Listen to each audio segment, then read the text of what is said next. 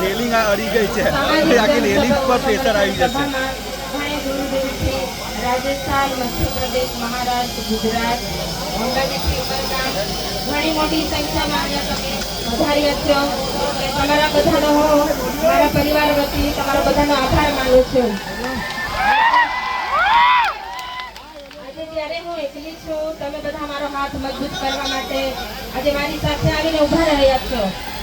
વરસાદના દિવસો છે, કામના દિવસો છે, છતાં પણ તમારો ટાઈમ કાઢીને તમે અહીંયા મારી સાથે આવીને આજે મારો દુઃખનો ટાઈમ છે તો તમે મારા દુઃખમાં ભાગીદાર બન્યા છો. એટલે આવી જ રીતે તમે મને સાથ સહકાર આપતા રહેશો એવી હું તમારી આશા રાખું છું. તમારી પાસેથી અપેક્ષા વ્યક્ત કરું છું.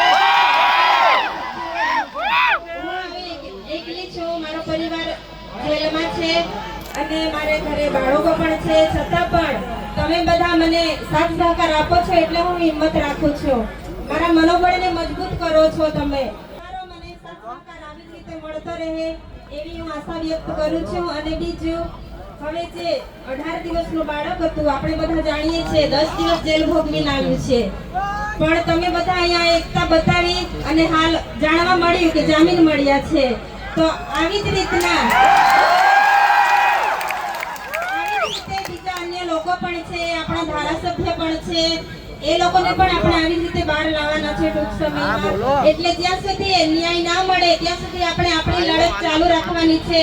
એટલે તમે ન્યાયની લડતમાં મારી સાથે રહેશો અને મારા પરિવારને સાથ સહકાર આપશો એવી હું આશા રાખું છું. હવે જ્યારે તમે બધા સાથ સહકાર આપશો એવી હું આશા રાખું છું. જ્યારે હું મુલાકાત માટે જઈશ તો હું ધારાસભ્યનું મનોબળ વધારવા માટે દરેક સમાજના લોકો, આપણા ત્યાં પ્રોગ્રામ હતો, દરેક સમાજના લોકો તમારી લાગણી, તમે જે લડો છો તે લડાયકને માન આપીને બધા જ અહીંયા પધાર્યા છો એવું હું તમારા બધા વતી ત્યાં મેસેજ પહોંચાડીશ. અને જલ્દીથી જલ્દી ન્યાય મળે એવી આપણે બધા આશા રાખીએ. હવે અંબાજીથી ઉમરગામથી પણ પધાર્યા છો એટલે જ્યાં પણ લોકોને જરૂર પડી છે ત્યાં ધારાસભ્ય પોતાના પરિવારની ચિંતા કર્યા વગર, જેલોની ચિંતા કર્યા વગર હર હંમેશા આગળ આવીને ઉભા રહે છે. એટલે આજે તમે બધાએ તાકાત બતાવી છે એટલે આવી જ રીતે તાકાત બતાવજો. મારું પણ મનોબળ મજબૂત કરજો. એટલે જે જેલમાં છે એમનું પણ મનોબળ મજબૂત થશે કે ના, ખરેખર અમે જેલમાં છે છતાં પણ લોકો બધા અમારી સાથે છે, સાથ સહકાર આપે છે, અમને ભૂલી નથી ગયા એવું જોઈએ.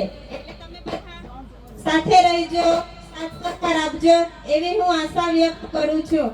હવે એક વાર નથી, બે વાર નથી, આપણી સાથે આ ત્રીજી વખત થાય. તમે પણ હર હંમેશા સાથ સહકાર આપો છો. જ્યારે પણ હું આમંત્રિત કરું છું કે હું એકલી છું, તમે બધા સાથ સહકાર આપજો, તો તમે બધા ઘણે દૂર દૂરથી અહીંયા પધારો છો એટલે તમારો બધાનો હું આભાર વ્યક્ત કરું છું. અને દરેક સંગઠનના અગ્રણીઓ, વડીલો, ધારાસભ્યો અહીંયા જે પધાર્યા છો તમારો ટાઈમ કાઢીને, એટલે તમારો બધાનો હું ખૂબ આભાર માનું છું. આટલું કહીને મારી વાણીને વિરામ આપું છું. આભાર.